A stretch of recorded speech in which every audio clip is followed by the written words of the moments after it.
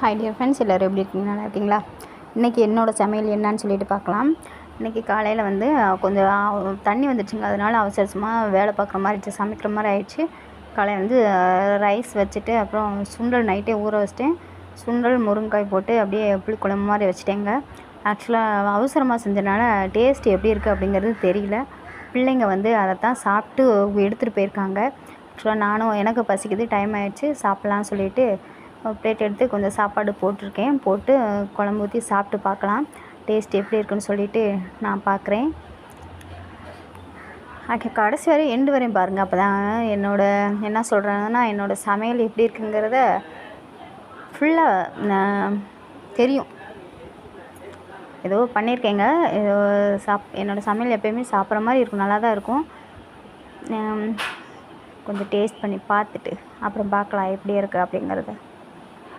இன்றைக்கி சாப்பிட ரொம்ப நேரம் ஆகிடுச்சிங்க. 11:30 ஆகிடுச்சிங்க. இனிமேல் தான் சாப்பிட்ணும். அது பசியில் டேஸ்ட்டு தெரியாதுன்னு சொல்லுவாங்க. இருந்தாலும் நான் வச்ச குழம்பு எப்படி இருக்கணும்னு பார்க்கணும். எனக்கு சாப்பிட்ற மாதிரி தான் இருக்கும். இருந்தாலும் உங்களுக்கு காட்டணும்ல சாப்பாடு எப்படி இருக்குது, சமையல் எப்படி இருக்குது அப்படின்னு சொல்லிட்டு. அதுக்காக தான் இந்த வீடியோ. இந்த கோயிலுக்கு போனனால நிறைய வீடியோஸ் போட முடியல. அதனால் வந்து இப்போ வந்து சரி டெய்லியுமே வீடியோஸ் போடணும், கொஞ்சம் செட் ஆகிற வரைக்கும். அதுக்காக இப்போ சரி இன்றைக்கி என்ன சமையல் அப்படிங்கிறத நம்ம ஷேர் பண்ணலாம் அப்படிங்கிறதுக்காக தான் இந்த வீடியோ போட்டிருக்கேன். பார்க்க சாப்பிட ஏதோ சாப்பிட்ற மாதிரி இருக்குது. ரியாக்ஷன் மட்டும் பாருங்கள். இந்த வீடியோவில் என்னோடய ரியாக்ஷன் எப்படி இருக்குது அப்படிங்கிறத பாருங்கள்.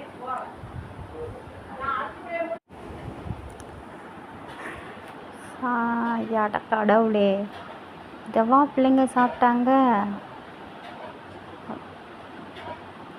ஸோ கடவுளே, உப்பும் இல்லை, காரம் இல்லை, புளியும் இல்லை, ஒன்றும் இல்லை. இதை போய் எப்படி தான் சாப்பிட்டாங்களோ, எப்படி தான் மதியத்துக்கு சாப்பிட போகிறாங்களோ. ஸோ எல்லாம் பிள்ளைகளோட தலையெடுத்து ஏன் சாப்பாடை சாப்பிடணும்னு நல்லா தான் வைக்கணும்னு நினைக்கிறேன். ஆனால் இப்படி ஆகி போயிடுது, என்ன பண்ணுறது? என்னடா சரியில்லைன்னு சொல்லிட்டு சாப்பிட்டுக்கிட்டே இருக்காளேன்னு பார்க்குறீங்களா? பாருங்கள், பசியில் அதனால் சாப்பிட்டுட்ருக்கேன். பசியில் டேஸ்ட்டு தெரியாது, சுவை இருந்தாலும் இல்லாட்டியும் பசிக்கு சாப்பாடு வந்து சாப்பிட்டுக்கிட்டே இருக்கணும், வயிற்றை நிறைக்கணும்ல அப்படிங்கிறதுனால.